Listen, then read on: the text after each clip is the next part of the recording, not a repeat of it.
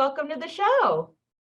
Hi, Brittany. Thanks for having me. It's a pleasure to have you. Where are you calling us from today, if your accent hasn't given it away already? Well, I'm in Galway on the west coast of Ireland. Ireland. Awesome. How is Femtech in Ireland? Is there a lot of startups? Or are you kind of a lone wolf out there? No, there's a few actually. Even I suppose I've kind of come from the BioInnovate Ireland kind of group. So I did a fellowship there a number of years ago, and that's how Newa Surgical was formed. But I'd say there's maybe three Femtech spin-offs that have come directly from that program alone. So it's definitely a growing sector here in Ireland. Oh, I love that. We're working on the first ever heat map of Femtech startups around the world. And nobody knows this yet except for me and my intern, but I'll tell you and I'll tell our listeners that one of the top 3 hotspots is London, which I'm very excited about. So go UK, go Ireland. There's definitely some movement there in terms of women's health. So excited to see that. Let's learn a little bit more about you, Barry. Tell us about your background. You're a man. We love men at Femtech Focus. We love having men on the show. We are not anti-men. Women's health is everyone's health. But I do also get very excited to hear our males' journeys, because oftentimes, women start Femtech companies because they themselves had endometriosis or they had a miscarriage or so when a man comes, I'm always like, what's your story? How'd you get here? So tell us a little bit more about your personal background and how'd you end up here as a Femtech founder? Yeah, okay. I suppose to start off, I'm 40 years of age. I'm married here in Galway I'm married to an artist called Tori. We've 2 kids together. Teddy is 5 and Elsie Bell is 10. So I suppose moving into the Femtech space or having a company that's purely dedicated to women's health, it doesn't feel strange to me. I'm, half my household is ladies and wanting to, I suppose, make a better world for them and better products, better future, better healthcare, and also have people at home that I can bounce my ideas off. So it's great. That's awesome. But I suppose where it all started, or kind of, I suppose, my own background, it's nearly 20 years ago now. In 2003, I graduated with a business degree from here at the university in Galway. And I suppose for the first 10, maybe nearly 15 years of my career, I was working in fundraising, business development roles, some fundraising management, and a lot of that was in the not-for-profit space. Not all of it was in healthcare. I was the fundraising manager for CRE, which is CRE is the Irish word for heart, and they have a heart and stroke centre here in Galway. It's the only one that's dedicated throughout the whole country, dedicated to prevention of heart disease and stroke. And I was with them for about 6 years, and along my employment with them, the BioInnovate program that I've already just mentioned, they were in doing clinical immersion within the health center. And I was really, I suppose, interested to find out, why are these, a mix of doctors and business people and scientists coming in just to observe everything that's going on in the health center. So I suppose kept an eye on the BioInnovate program for a few years, and healthcare is always a space that I wanted to go into. However, I had a business degree. I probably struggled at some of the science subjects in school, so I wasn't able to kind of go down like a medical degree at any stage. But the BioInnovate program really kind of, I suppose it jumped out at me as an opportunity for me to move into that space. So I suppose I applied for it in 2017, was accepted onto the fellowship. And what you'd probably be more familiar with is the biodesign program in Stanford, and BioInnovate in Ireland is affiliated with that. So it just follows needs-led innovation. So I was accepted onto the program, and then for a year, I was immersed purely in obstetrics and gynecology. Did you choose that, or they chose it for you? That was the field that was chosen for us. And the program had been running for maybe 7 years at this stage, and they had never ventured into women's health before. So this was a bit of a leap for them. So they had one team. There was 4 of us, and, you know, a totally mixed discipline group of, we had an obstetrician from Brazil. We had a scientist from Dublin, myself with a kind of commercial background, and an engineer from China. And we were all working in obstetrics and gynecology, and spent probably about 3 months in clinical immersion in hospitals all around the country, been given access into theatres, into consulting rooms, just to look over the shoulder and find out what's going on, what the problems are, and then spent the next 6 or 7 months really filtering out those problems and the observations that we'd seen, to find true unmet clinical needs in women's health. And the result was, I suppose, neurosurgical and that whole space, that the journey that I went on for the last 4 years. I love that. I love hybrids of business people and scientists and doctors. So I got my PhD in genetics from Baylor College of Medicine in Houston, Texas. And Houston, Texas has the largest medical center in the world. A lot of people don't know that. And we literally have 2 downtowns. One is where all the hospitals are, and one's where like the skyscraper business ones are. But we have Rice University. It's a fantastic business school, and it's right there next to all these hospitals. And so once they started to merge those business people with the physicians, businesses and innovation really started to happen, because previously the doctors didn't know how to make a business. And then the MBAs were making businesses with solutions that the hospital didn't need, right? But once you merge those, that's really when we can catalyze change. I love that. So I totally, I mean, sorry to interrupt you there. It's a phenomenal success, I suppose, ingredients to have all the different disciplines come in together, because what you get is, I suppose, in some ways you get confusion, because you have all these people from different backgrounds and different learning techniques.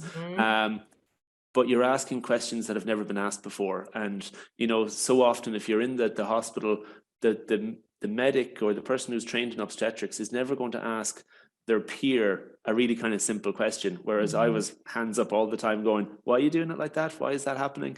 And the result is you get, I suppose, a little bit deeper than you normally would with various questions and even techniques. And the thing with medicine is people are trained by their, I suppose, the seniors that are in the hospital, and they were trained the same way 20 years previous or 30 years previous. And once they know a technique, they generally stick with it. And I think, you know, there's a natural lack of innovation across medicine, but I suppose particularly in this space in women's health. Yeah, totally. I know that I've been taught things that I look back and I'm like, why did I not question that? But it was because they were my mentor and they told me, and I said, okay, you know.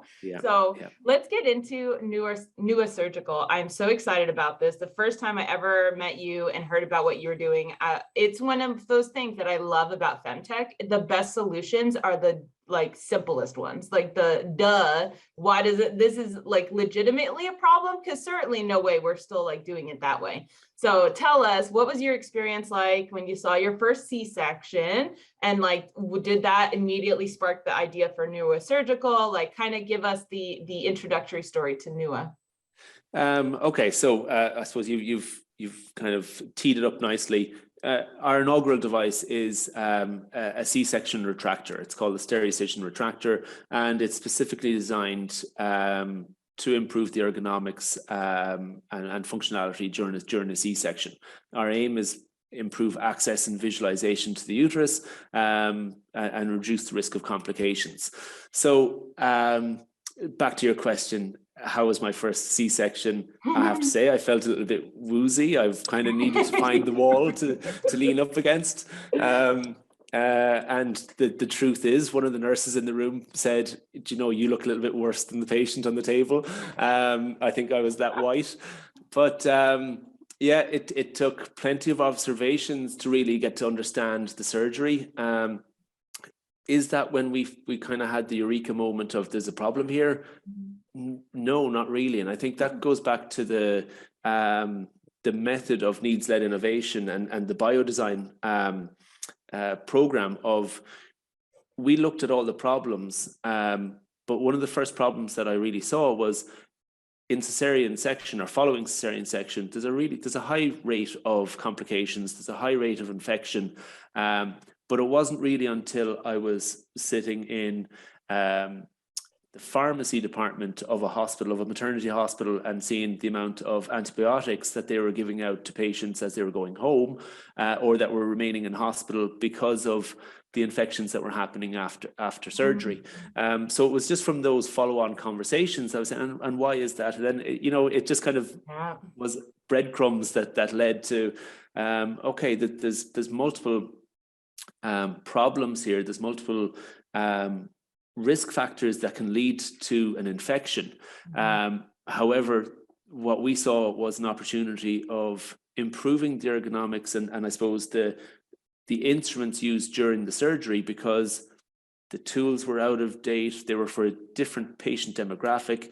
When we look at C-sections now, if we take the US, approximately 66% of C-section patients are either overweight or in the obese category. In Europe, it's about 50% of those patients are in the overweight or obese category. So that's far higher than it was maybe 20 or 30 years ago. And they're still using some of the old same instruments and tools to perform the surgery. So what it means is, and it goes back to this kind of one of our goals, improving access and visualization. So those instruments that they're currently using, they're kind of inadequate at the moment. They're not fit for purpose, and it becomes more and more difficult to safely gain access down to the uterus. What it results in is additional staff members being brought into the surgery, additional hands within the incision. They're manually retracting abdominal wall tissue and the pannus, and that again leads to increased risk of infection, because the majority of bacteria that's found within the wound is the patient's own bacteria that comes from their abdomen or comes from their skin.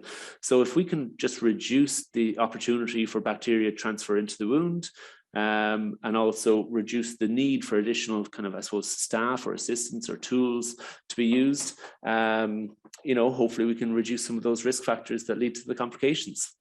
It blew my mind when you first pitched me on this, and I was like, so you're disrupting hands. There literally are hands in people's abdomens, holding open their abdomen so a baby can come out. Like, it's so crazy to me that that's what you're innovating on, right? Like current standard of care, right? Before we get into like comparing what the current tools are and how your tool works, can you just first break down what is a C-section, right? I think we all kind of know, but honestly, when we get down into it, I don't think people can appreciate how intense of a surgery this is. So what is a C-section? Kind of give us the 411 on it. Okay, and let me start by saying I'm not the doctor. Okay, so I don't want any OBGYNs to come back and leave comments afterwards saying we are all going to be kind of Barry. We are all very kind of Barry. He is an innovator, businessman, but I'm sure you know the basics to give our listeners. Yeah, so I mean, look, if you look at the very top level, it's a surgical procedure of a way of delivering the baby, and you've got vaginal birth and you've got cesarean birth, and the C-section, it can essentially really happen two ways. You can have a vertical incision or a transverse incision or a lower transverse, which is kind of in the bikini line. Which that lower transverse is the most common way to deliver a baby now by C-section. So it involves a number of incisions through the skin layers and through the muscles. You get down as far as the uterus, and then there's a separate incision that's done in the uterus, and really from there it's deliver the baby, deliver the placenta, and start suturing closed and making sure that that there aren't additional bleeds in there. And I suppose maybe we can come to this later, but it's risk factors then that are associated with major surgery. And that's what I suppose a lot of people don't understand is C-section is a major abdominal surgery.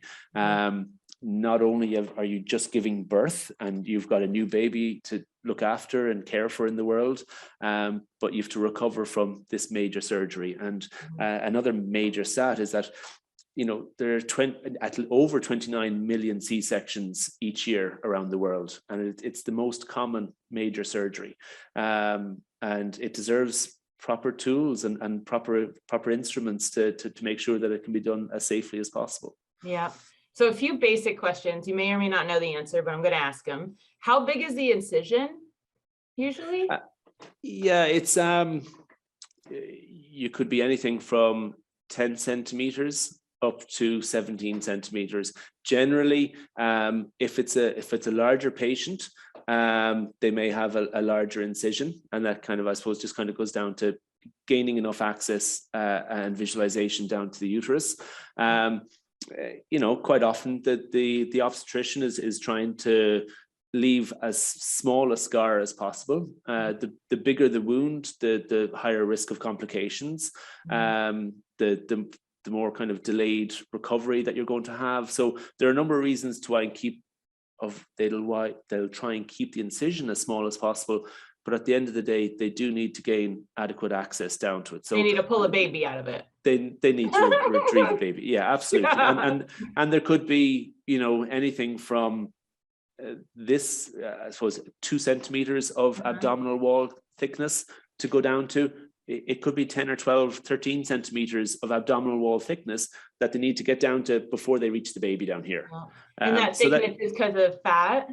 Yeah, that's all abdominal fat, which again is becoming more and more common. Yeah, I recently met a company that's innovating on the baby bassinet for when your newborn is there, because apparently right now it's very shopping cart model where the newborn is in this like shop little thing next to the mom's bed. But women are having these, like you literally said, their abdomen, like their muscles are cut open. And so to expect a mother when the baby's crying to like be able to lean forward, twist, and then pick up her newborn, it's like, it's kind of crazy that we've expected women for this long. So this new startup is making a bassinet that you push a button and it kind of swings over the bed for the mother.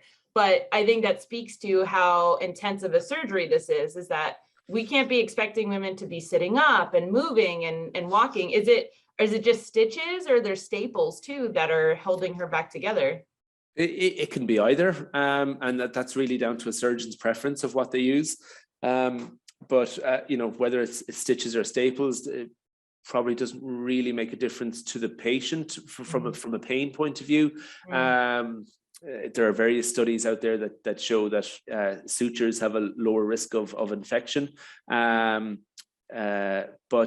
it's really down to I suppose the clinician preference of what they want to use. But yeah, look, I mean, they've had it's a very I'm not going to say traumatic surgery, but an act of palpating surgery that, you know, there's a lot of activity going on down in the abdomen. The patient is awake, although that they're numb, they're not feeling what's going on in their abdomen. You know, it's not extremely easy to deliver a baby through a small incision, and that's why there's activity being pushed down from the belly up top. As say, muscles are being stretched and pulled apart. So there's a lot of trauma that's gone on in the wound, and that needs time to recover. And you know, I suppose they say that, you know, for up to 6 weeks that patient really needs to be recovering. But you've got a brand new newborn baby, you're expected to breastfeed, you're expected to care for it. And that's why I suppose breastfeeding rates can be lower with C-section patients, because one of the things is that they're recovering from surgery. Wow, so interesting. Why do women have C-sections? There is numerous different, I suppose, reasons why. Some of them could be patient-led. You know, quite often, or sometimes a woman would request a C-section, but more often than not, it's because of either for medical reasons. So it could be that the labor isn't progressing. So they're trying to give birth vaginally, but the labor doesn't progress. The baby could be in distress, which again is a major risk factor that you want to obviously avoid. If you can deliver the baby as the safest way possible, you'll do that whatever way to reduce any distress for the infant. Carrying multiples, so if there's twins, that the patient could need C-sections. I think kind of I'd mentioned that the patients that are delivering these days are larger, so obesity is a major risk factor for requiring a C-section, and that can lead back to the labor failing to progress. So they can be trying to give birth vaginally, but that labor doesn't progress, or again, the baby could be in distress, or with fetal monitoring, they mightn't be able to actually really get the proper fetal monitoring accurate on some obese patients. So patients that are, the higher the obesity, they could be anything from 2 to 3 times more likely to give birth by C-section as opposed to vaginally. Got it.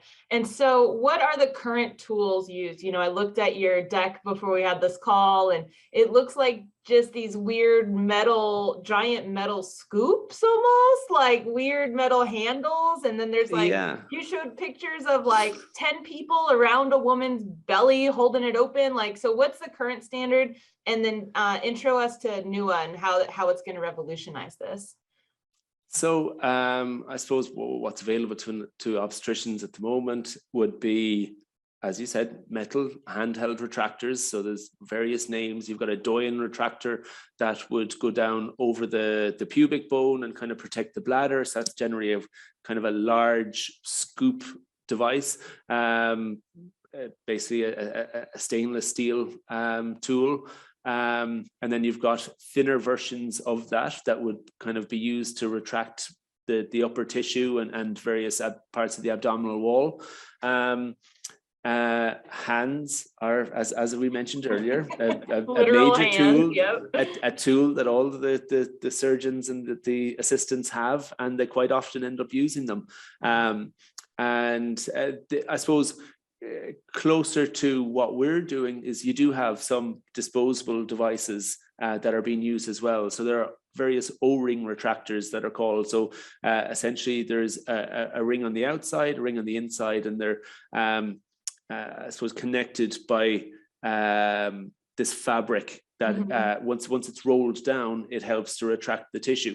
Now, those devices essentially were adopted from just open abdominal surgeries. So they were never essentially or specifically designed for C-sections, but maybe rebranded and used for C-sections. However, I suppose, feedback from clinicians is that they're not optimum. They don't provide all the solutions that surgeons are looking for. And that's why Stereocision is essentially the first and the only specifically designed C-section retractor tool. Amazing. So I should say self-retaining retractor tool. So cool. And so kind of describe it a little bit to us, and our audience will have to look you up, right, and get some online Google images, but kind of describe what does your tool look like? Sure. So it's I suppose it's a single-use disposable, and we're going down the route of single-use disposable again to try and tackle that complication of infection. So we can guarantee that our device is going to be sterile every time once it comes out of the packet, and that's key really, and that's why you're seeing a lot of I suppose medical devices or surgical tools that are going down that route.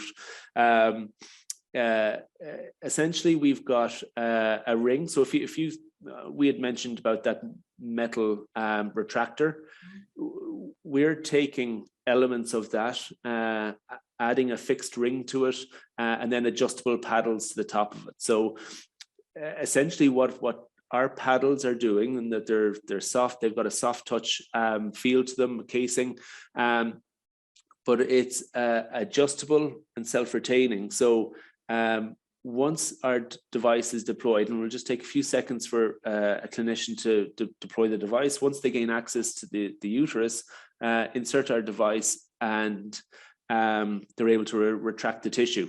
They can adjust the level of retraction depending on what they need to do, reduce it if they don't need as much access, and which also will reduce the amount of trauma on the wound edges as well. And I suppose some of those are key things for us, that by having a device that's strong yet some way flexible, has a soft touch feel to it.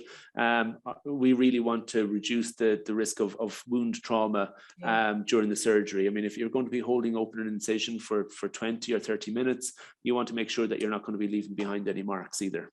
Yeah, I really appreciated that in your deck when it said like soft touch so that it's gentle on the woman and the baby. And, that brings me back to what women's health products have historically been, which is if it's functional, it's good enough, even if it's not comfortable or if it hurts or it might cause complications. If it works in the moment, it's good enough. Whereas, I'm hoping the future of femtech is good enough is not good enough. We deserve excellent. And so your design, keeping in mind, like, yes, these women don't feel down here, but doesn't mean that we should just be like jabbing her and ripping her apart with all these metal tools. We should probably just try to focus on one incision and not try to make any other like bruises and bumps and all this other stuff, right? And so I think that's the future of women's health innovation is excellence instead of just good enough. Yeah, and I suppose, further to that point is,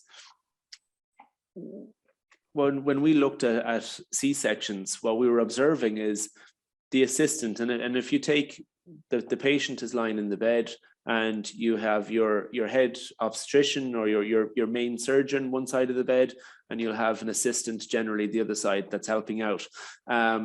Quite often we were seeing the assistant spend a lot of their time literally just holding back tissue or holding a retractor in place for the majority of the surgery.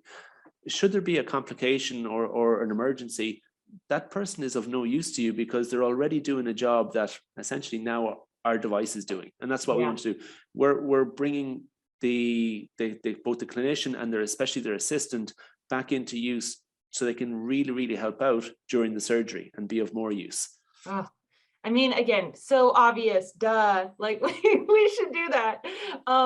So where is the product at right now in your regulatory pathway? Like how soon can pregnant women expect to be able to have this be used on them? Yeah, okay, that's probably the million or billion dollar question. But as things are going, we're very near design freeze at the moment. So we're practically there. We've been back and forth to the US and to our clinical sites here in Ireland, conducting human factor testing, and I suppose we're not going to really lock in on the final design until we're really sure that we've tackled all of the issues or any concern or additional problems that clinicians have. So we're fine-tuning aspects of the device at the moment, and our aim is to conduct some first in woman studies later this year, with the aim of FDA submission probably towards the end of 2023. So yeah, we're really looking at maybe early 2024 that the device would be on the market in the US. Amazing. And, not to get too deep into this or your product specifically, but I know a lot of femtech companies struggle with getting regulatory approval because they're oftentimes the first ever diagnostic for this or the first ever med device that does this thing. And so there's no predecessor. Therefore, there's like all these additional tests. Is this product something that you can relate to something historically, or is it so de novo that you're going to have to do all these extra things? No, it looks like our device will be a class 2 510K process. So we have already had pre-submission meetings with the FDA, and we'll be planning to have more pre-submission meetings ahead of our FDA submission as well, so that there'll be no surprises for them or us. Yeah. So there is something you can kind of relate your device to that they can kind of reference. Yeah, we have a predicate, and that the FDA have agreed to it as well. So, which is great. Cool. It's great. That's very, awesome. I suppose it's de-risked it for us. Yeah. For listeners who don't understand what the hell we're talking about, essentially, if there's nothing on the market that is anything similar to yours, you have to do so much additional testing. Obviously, I mean, it's not a bad thing, right? But unfortunately, for most femtech companies, they have to go down that longer, more expensive, harder route because they're making the first ever solution to a problem. So I'm so happy for you, Barry. That's awesome because women absolutely need this. Barry, we are at our time. I could talk to you all day. I think this is super fascinating, but we have two last questions that our listeners love. And the first one is, we have a lot of aspiring entrepreneurs that listen. And so what's an area in women's health and wellness that you think still needs innovating? Maybe it could be something else you noticed in your program that you think needs a solution. And look, that is a brilliant question. And back to, I suppose, where I started and the BioInnovate program, when we came out of clinical immersion, we had over 400 unmet clinical needs in obstetrics and gynecology. Oh my gosh, 400? Yeah, so we spent, and we've them all listed. We spent months, as I said, filtering those down and qualifying them in different categories. And we came up with obviously a kind of a top 10, and then brought it down to, I suppose, I've selected one that I wanted to move forward with. There are so many areas in women's health that have lacked innovation for decades. So I don't want to avoid the question. I think if I was to pick one, a holy grail is fetal monitoring. And, being able to accurately assess how that baby is prior to delivery really is it's massive. And there's such litigation in obstetrics because complications that occur, and babies that are delivered with complications that I'm not saying that it's easy, but it can go to court and somebody would say, this is when you should have delivered, or this is when it should have been a C-section, you should have seen this sign. What's needed is just much better fetal monitoring, the ability to monitor that baby. So I think that's the holy grail, really, in my view, the space that I'm in. But look, the other side of it is, and if you shift to cardiology for a second, companies, all the top cardiology companies, they're making tiny tweaks to stents. They're making tiny tweaks to, all these various tools. There's multiples of. The same can be in women's health and in femtech. There's not just a need for us to go down one niche and to avoid that space afterwards. Let's keep on improving on all of these different sectors and different devices that are being innovated now, because there's a massive, massive market, as you know.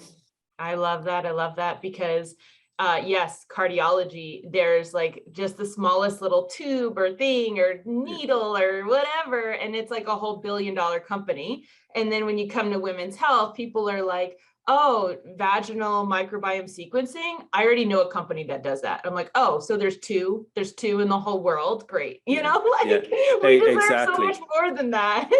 That's it, Brittany. And I think, if we're to really kind of tackle femtech and women's health, you need to have the startups either becoming, I'm not going to say unicorns, but becoming multinationals with a huge product line, start acquiring other startups and femtech, and it's great to see the likes of Organon coming in, spinning out from Merck, and their real aim is they want to acquire companies.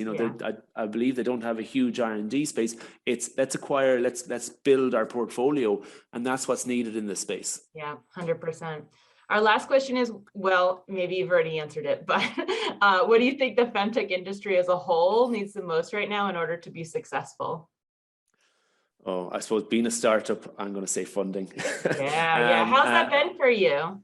I think, look, we've been really fortunate that we've actually delivered everything over the last 4 years and gotten to where we are and reached these milestones all on grants and prize funds. It's only now that we're needing to go out and raise our first round. And look, that was it was probably a tough call, but it was a strategic move as well. We wanted to, reach the milestones, get to where we could, essentially, tighten our belts as much as possible to get there, and bootstrap it. But now we're at the stage that we do need investment in this space. And, I think, be it grants or be it more startup funding, there's a lack of it in women's health and in Femtech, and more companies moving in, or more investors moving into this space and realizing how huge it is needed. I know it's happening, but again, it's just that little bit too slow. Yep. Yeah. And I think you bring up a great point. Most of the European companies that I see get grant funding from their countries in the EU. I think the US does not have these grants, and we absolutely need to take a read about how you guys are doing it. As you're pitching now, do you find any pushback from investors? Just kind of briefly, like, do you find that people are really receptive to this idea, or are they like, is this really a need? Because we often see that with female founders of Femtech companies, is that they just get bombarded with questions about, like, is this really needed? I'm not sure. This is so niche. As a white male founder, do you find the same pushback? I certainly have had it. I think it can also depend on who you're pitching to, and we have pitched to all male groups or boards, and we've had mixes. But I think probably over the last 2 years that's happened less, but there's no doubt it still happens. And look, I suppose I definitely don't want to finish without saying, this Neurosurgical really has a strong founding team. I know that you're here interviewing me as CEO, but Porrick and Marie-Therese, the two co-founders, and again, it's important that one of our co-founders is female, but we always try and bring all of us into the pitch. One, I suppose it shows the strength of the team, and Porrick and Therese have over 40 years combined industry experience in medtech. So they're both engineering backgrounds. So that's key for us, and that gives credibility. But also, look, we do come up with that challenge. I think less so, especially when we have Marie-Therese in the room with us as well. It's not that we're just kind of going down a rabbit hole, a guy in a Femtech space, Yeah. Barry, this has been amazing. Thank you so much for your time today. Oh, you're very welcome. Really enjoyed it. Thanks, Brittany.